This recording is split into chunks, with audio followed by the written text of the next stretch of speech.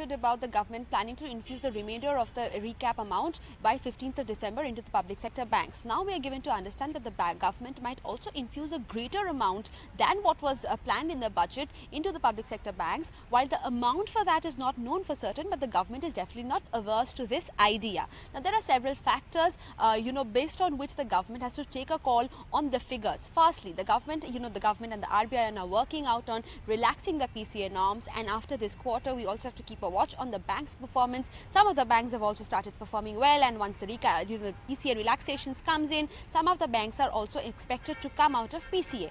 Secondly, the IBC process is also underway, and banks are expected to get recovered a lot of their debts from the IBC process. Thirdly, the government also has to look at how much the banks are raising from the markets, and fourthly, the regulatory capital requirement of all these banks. Now, after all of this, we also have to keep in mind that time is of the essence, and the government right now has very little time. So within that time frame, the government has to sit across and discuss all these factors and take a call on the extra amount that they plan to infuse into these public sector banks.